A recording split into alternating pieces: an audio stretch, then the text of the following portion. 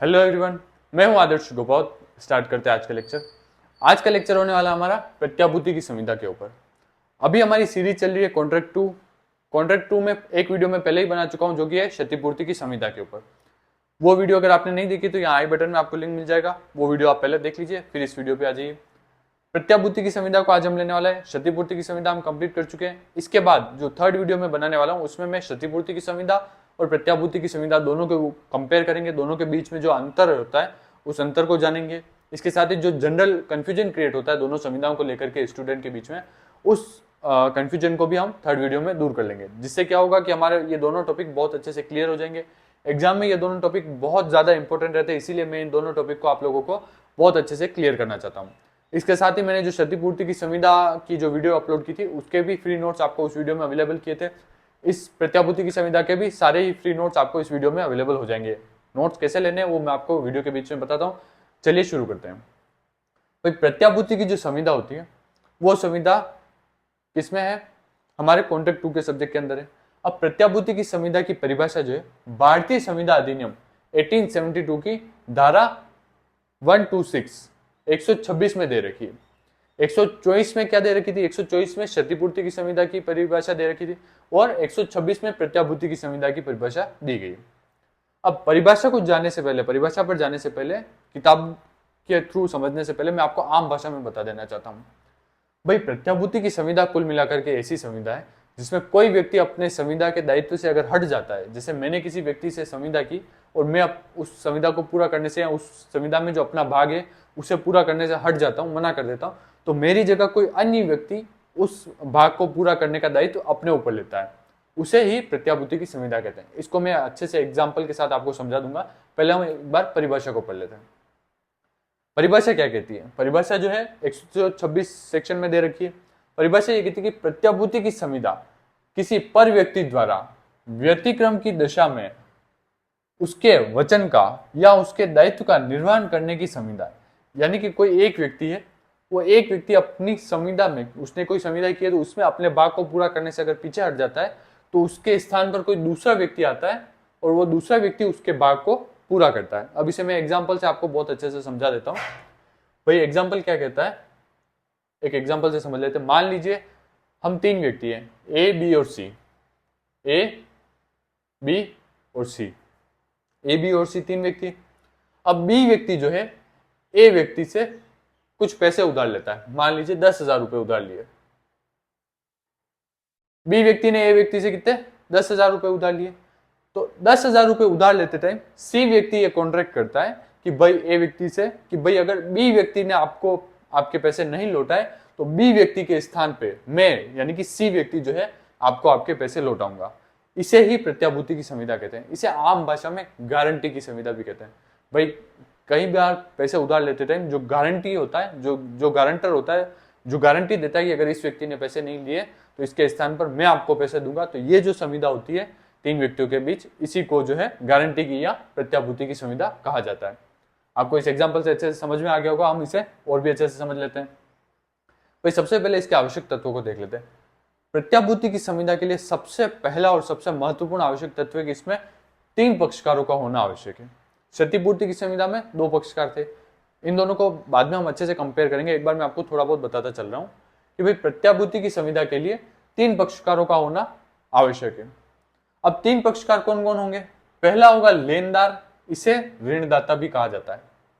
दूसरा होगा मूल ऋणी, और तीसरा होगा प्रतिभू। ये तीन व्यक्ति होते हैं। ये तीन व्यक्ति मिलकर के किसी भी प्रत्याभूति की संविदा का निर्माण करते हैं। अब लेनदार कौन होता है, मूल ऋणी कौन होता है और प्रतिभू कौन होता है, इन तीनों को हम अच्छे से समझ लेते हैं। इन तीनों को जैसे ही हम समझेंगे हमें प्रत्याभूति की संविदा बहुत अच्छे से क्लियर हो जाएगी, फिर हमें पढ़ने की आवश्यकता ही नहीं रहेगी। पहला, लेनदार या ऋणदाता। लेनदार या ऋणदाता किसे कहते हैं? लेनदार वो व्यक्ति होता है, लेनदार या ऋणदाता दोनों एक ही व्यक्ति है। ये वो व्यक्ति होता है जो पैसे उधार देता है। हम इस एग्जाम्पल के माध्यम से समझते हैं कि भाई लेनदार या ऋणदाता, ये ए व्यक्ति ने जो है बी व्यक्ति को 10,000 रुपए उधार दिए थे, तो ए व्यक्ति जो पैसे उधार दे रहा है वो व्यक्ति लेनदार या ऋणदाता कहलाएगा। मूल ऋणी कौन कहलाएगा? मूल ऋणी वो व्यक्ति कहलाएगा जो पैसे उधार ले रहा है। यानी कि यहां इस स्थिति में बी व्यक्ति जो है, बी व्यक्ति मूल ऋणी है और ए व्यक्ति जो है लेनदार है। प्रतिभू वो व्यक्ति होता है जो गारंटी देता है, इसे श्योरिटी भी कहते हैं। जो श्योरिटी देता है या गारंटी देता है कि अगर बी व्यक्ति ने अपनी संविदा का पालन नहीं किया, यानी कि आपको अगर पैसे नहीं लौटाए, तो बी व्यक्ति के स्थान पर सी व्यक्ति, यानी कि यहाँ जो सी व्यक्ति ने गारंटी दी थी कि अगर बी पैसे नहीं लौटाएगा 10,000 रुपए, तो उसके स्थान पर सी व्यक्ति ए को 10,000 रुपए लौटाएगा। तो ये प्रतिभू सी व्यक्ति हो गया, यानी कि जो गारंटी देता है, जो श्योरिटी होता है, उसे प्रतिभू कहते हैं। अब ए कौन व्यक्ति हो गया? ए व्यक्ति वो हो गया जो पैसे देता है, और ए व्यक्ति को ही सी व्यक्ति जो है अपनी गारंटी देता है। तो इन दोनों के बीच में संबंध होता है कि सी व्यक्ति ए व्यक्ति को गारंटी देता है। ए व्यक्ति जो है मूल ऋणी को, इस मूल ऋणी को कोई ऋण देता है, और मूल ऋणी का यह कर्तव्य है कि वो ए व्यक्ति को अपने पैसे लौटाए। अगर नहीं लौटाए तो मूल ऋणी का स्थान कौन ले लेता है? मूल ऋणी का स्थान प्रतिभू ले लेता है। यानी कि हमें इन तीनों अक्षरों को बस समझना है कि भाई लेनदार या ऋणदाता वो होता है जो ऋण देता है, मूल ऋणी वो होता है जो ऋण लेता है, और प्रतिभू वो व्यक्ति होता है जो श्योरिटी देता है, यानी कि गारंटी देता है कि अगर मूल ऋणी ने पैसे नहीं दिए तो उसके स्थान पर प्रतिभू जो है वो अपने जो संविदा हुई है उसका पालन वो करेगा। तो ये तो हम समझ गए कि तीन पक्षकार होना चाहिए। तीनों पक्षकार कौन कौन होते हैं वो हम समझ गए। अब दूसरा आवश्यक तत्व है कि लिखित या मौखिक होना। भाई प्रत्याभूति की जो संविदा होती है, इस संविदा के लिए ये आवश्यक नहीं है कि या तो ये लिखित ही हो या ये मौखिक ही हो, ये कोई भी हो सकती है, लिखित भी हो सकती है, मौखिक भी हो सकती है। मौखिक संविदा है तो भी उसका पालन कराया जा सकता है, लिखित है तो उसका पालन तो कराया ही जा सकता है। यानी कि इसके लिए आवश्यक नहीं है कि ये लिखित ही हो, मौखिक भी हो सकती है, लिखित भी हो सकती है। ये इसका दूसरा आवश्यक तत्व था। तीसरा आवश्यक तत्व है प्रतिफल का होना।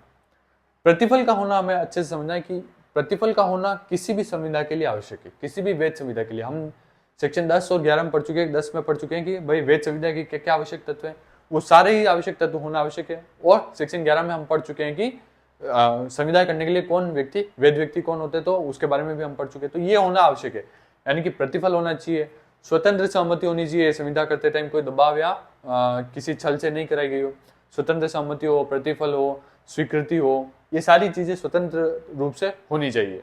तो तीसरा पॉइंट हमारे यही कहता है कि प्रतिफल का होना चाहिए, वैध प्रतिफल हो और स्वतंत्र रूप से हो, किसी दबाव में आकर के ये कोई करार नहीं किया गया हो।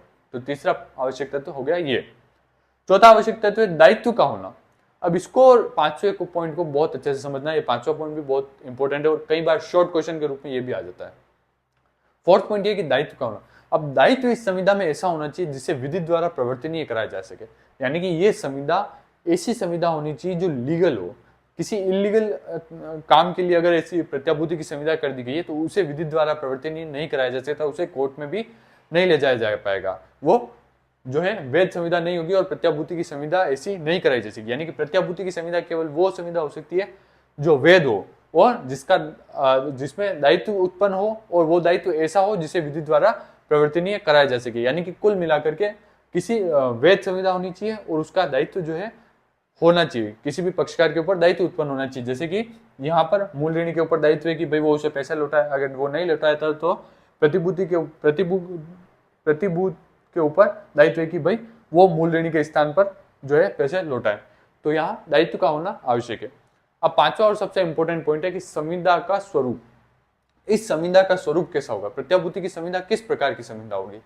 तो इसमें तीन बातों का हमेशा ध्यान रखना है। इसमें संविदा ये एक ही है प्रत्याभूति की संविदा, परंतु इसमें भी तीन संविधाएं बनती है। कौन कौन सी? भाई पहला तो लेनदार और मूल ऋणी जो बचता है, लेनदार और मूल ऋणी के बीच में एक संविदा होगी जो कि सामान्य संविदा होगी।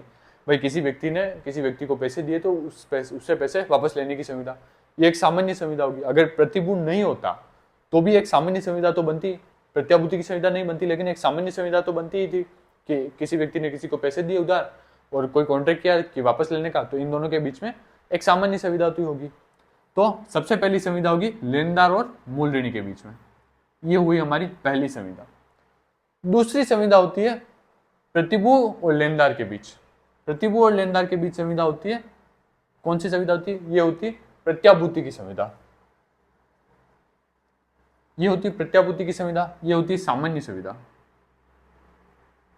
भाई लेनदार और मूल ऋणी के बीच एक सामान्य संविदा होती है कि भाई मैंने तेरे को पैसे दिए, तेरे को मेरे को पैसे वापस लौटाने। अब लेनदार और प्रतिभू के बीच में भी संविदा होती है, वो कौन सी होती है? प्रत्याभूति की संविदा की भाई अगर मूल ऋणी ने पैसे नहीं लौटाए तो मूल ऋणी का स्थान कौन ले लेगा? प्रतिभू ले लेगा, और लेनदार को प्रतिभू को जो है लेनदार को पैसे लौटाने पड़ेंगे। तो ये होती है प्रत्याभूति की संविदा। अब इसके साथ ही एक तीसरी और इंपॉर्टेंट संविदा और निर्माण करती है, वो करती है प्रतिभू और मूल ऋणी के बीच में। भाई मान लीजिए मूल ऋणी ने पैसे नहीं दिए, 10,000 रुपए इस लेनदार को नहीं लौटाए, तो मूल ऋणी के स्थान पर प्रतिभू ने पैसे लौटा दिए। तो अब प्रतिभू ने पैसे लौटा दिए तो प्रतिभू तो भी नुकसान में है ना। भाई ये संविदा तो कंप्लीट हो गई, ये काम तो पूरा खत्म हो गया। अब बाहर जाने के बाद, यानी कि इससे हटने के बाद भाई प्रतिभू तो नुकसान में है ना, इसको तो मूल ऋणी से अपने पैसे लेने पड़ेंगे ना। तो इन दोनों के बीच में एक बिना कहे ही क्षतिपूर्ति की संविदा जो है निर्माण हो जाता है, क्षतिपूर्ति की संविदा का निर्माण हो जाता है इन दोनों के बीच में। बिना किसी संविदा के इन दोनों के बीच में क्षतिपूर्ति की संविदा का निर्माण हो जाता है। ये संविदा इससे हट कर है, इसमें प्रत्याभूति की संविदा कंप्लीट हो जाने के बाद ये संविदा रह जाती है कि भाई इसको इससे क्षतिपूर्ति तो लेनी पड़ेगी ना, भाई इसके बदले इसको पैसे देने पड़े, तो वो क्षतिपूर्ति जो लेगा उस क्षतिपूर्ति की संविदा एक अलग से निर्माण हो जाता है। तो 3 संविधाएं बनती है, हमें ध्यान रखना है कि भाई प्रत्याभूति की संविदा में कितनी संविधाएं बनती है, तो 3 संविधाएं बनती है। पहला लेनदार और मूल ऋणी के बीच सामान्य संविदा कहते हैं इसे, दूसरी बनती है प्रतिभू और लेनदार के बीच जिसे प्रत्याभूति की संविदा कहते हैं, और तीसरी संविदा ये कंप्लीट होने के बाद बनती है प्रतिभू और मूल ऋणी के बीच में जिसे क्षतिपूर्ति की संविदा कहते हैं। यानी कि प्रत्याभूति की संविदा में भी क्षतिपूर्ति की संविदा का निर्माण होता है, जो अंत में होता है, ये संविदा पूरी हो जाने के बाद होता है। तो आई होप आपको ये वीडियो अच्छे से समझ में आया होगा। एक बार मैं आपको शॉर्ट में बता देता हूँ कि भाई प्रत्याभूति की संविदा ऐसी संविदा होती है जिसमें एक व्यक्ति कोई संविदा करता है और अपने संविदा के अपने पक्ष को पूरा करने से पीछे हट जाता है, तो ऐसी स्थिति में दूसरा व्यक्ति उसके स्थान ले लेता है, इसे प्रत्याभूति की संविदा कहते हैं। इसकी परिभाषा है जो भारतीय संविदा अधिनियम के सेक्शन 126 में दे रखी है। इसके भाई 5 आवश्यक तत्व है। पहला कि 3 पक्षकार होंगे, कौन कौन होंगे, लेनदार, मूल ऋणी और प्रतिभू। दूसरा कि ये लिखित और मौखिक कैसी भी हो सकती है। प्रतिफल का होना आवश्यक है, यानी सेक्शन 10 के जो सारे आवश्यक तत्व है, सामान्य संविदा के जो वैध संविदा के जो आवश्यक तत्व है वो सारे आवश्यक तत्व होने चाहिए। दायित्व का होना चाहिए, दायित्व ऐसा होना चाहिए जो विधि द्वारा प्रवर्तनीय हो। और संविदा का स्वरूप कैसा होगा, भाई संविदा का स्वरूप ऐसा होगा कि इसके अंदर 3 संविधाओं का निर्माण होगा। पहली होगी सामान्य संविदा, दूसरी होगी प्रत्याभूति की संविदा और तीसरी होगी जो इस संविदा को पूरा हो जाने के बाद क्षतिपूर्ति की संविदा का सामान्य निर्माण करती है। ये सारा हमने क्लियर कर लिया। सारे आवश्यक तत्वों को आपको अच्छे से ध्यान रखना है और इसका सेक्शन भी ध्यान रखना है 126 में। अब मैं आपको नोट्स के बारे में बता दूं, मैं आप लोगों के लिए फ्री नोट्स अवेलेबल कराना शुरू कर दिया है। काफी सारे टॉपिक अवेलेबल करा चुका हूं। इस वीडियो की डिस्क्रिप्शन में आपको एक डायरेक्ट लिंक मिल जाएगा, उसमें आपको प्रत्याभूति की संविदा की डायरेक्ट PDF अवेलेबल हो जाएगी। आई होप आपको आज का वीडियो पसंद आया होगा। अगले वीडियो आप किस टॉपिक पे चाहते हैं वो भी मुझे कमेंट करके बताएं, और ये वीडियो आपको कैसा लगा ये कमेंट करके बताएं ताकि मुझे भी मोटिवेशन मिलता रहे। Thank you so much.